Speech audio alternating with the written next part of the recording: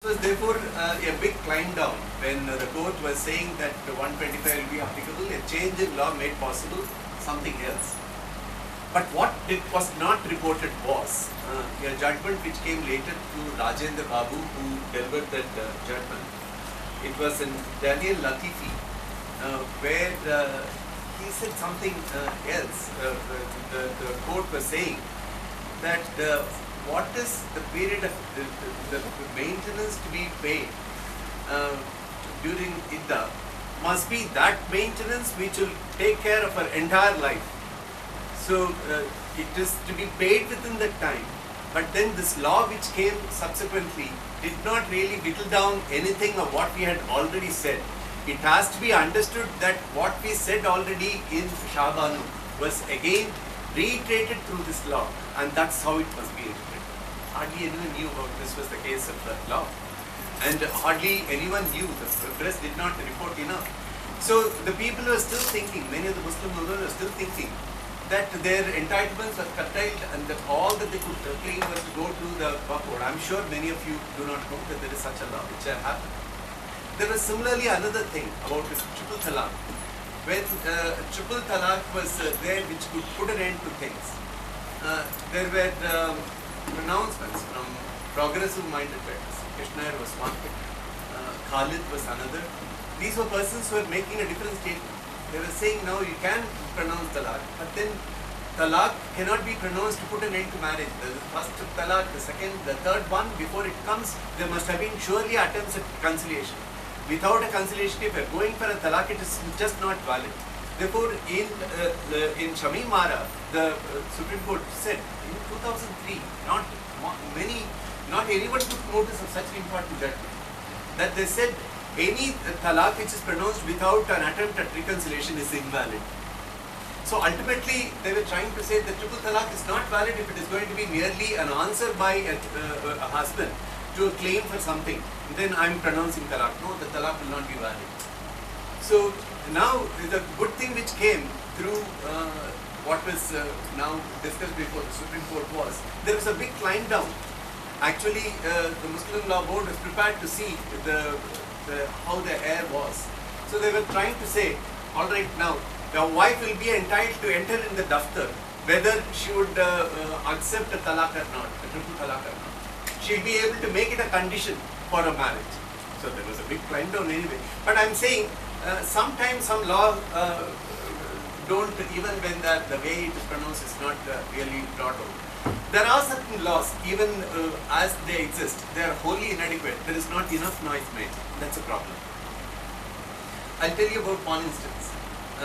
In the Hindu Succession Act, every other succession law is loaded against women, anyone knows. Hindu Succession Act, which affects a large body of persons, therefore I'm making reference to that, Section 15. It refers to the classes of persons who would be entitled to the property if a woman dies. There was one in Om Prakash, there was a person, a girl was married, and within 6 months of marriage the husband died. And the parents said, no, you are unlucky, you brought only bad luck to us, and therefore get out of house. She was chased out of the house. So this girl goes out. This is a case coming from Delhi. So she educates herself. She gets into a job. She gets into civil service. She occupies a high position in revenue service. And by the time she retires, not yet retired, she had enough money, she had enough property, she had obtained a lot of shares. This woman, when she died, there was an obligation for heirship certificate. The parents applied for heirship certificate for the shares which they had to take. This was contested by the parents-in-law. They said, no, you are not entitled. The point was, the Hindu Succession Act says, in the absence of the husband, daughters and sons, in the order of succession, heirs of her husband, heirs of the father, heirs of the mother.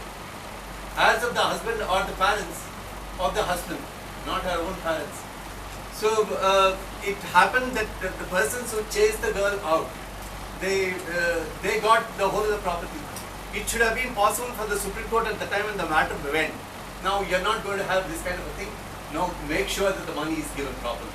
But the Supreme Court didn't do anything like that. What it said was, we feel so sad. This is what the law is. Now we won't be able to do anything. The social reformers will take it. Now that is still the law. And you have again, you will be surprised when I'm talking about the heirs. Even the way the family is related to the woman, it is never described. The heirs of the mother, the heirs of the father, who do you think they are? The brother and sister. You won't call the brother and sister. You will have to refer to somebody else.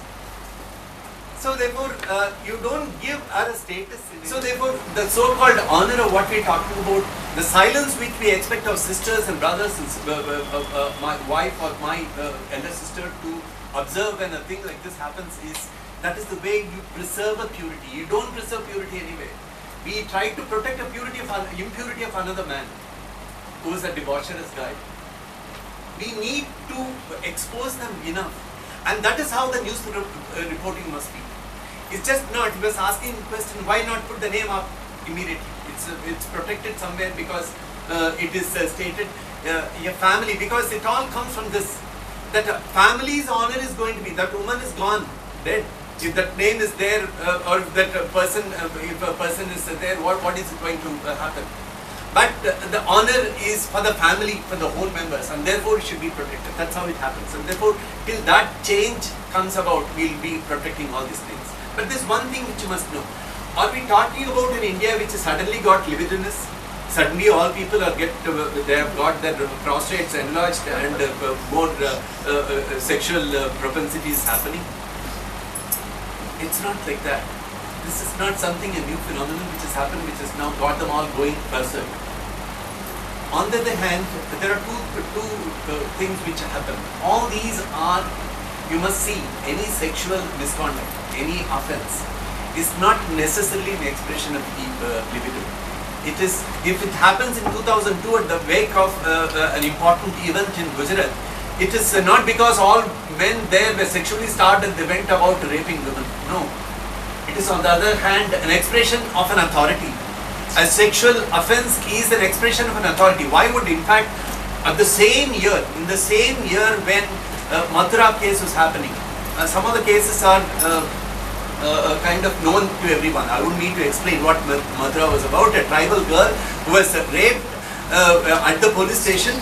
The court found the matter when it went to the Supreme Court. He said the woman had no scratches on her body. There was everything was peaceful there. At the police station, everything was peaceful, and the woman is getting raped. That is what the Supreme Court's observation. Therefore, the whole lot of the same thing of what had happened now in Nirbhaya incident happened there at that time. At the same month when this was happening was another poor girl. This person was a Meera Tyagi. Again, I suppose I get the name correct. Some Tyagi is probably Meera Tyagi or somebody else.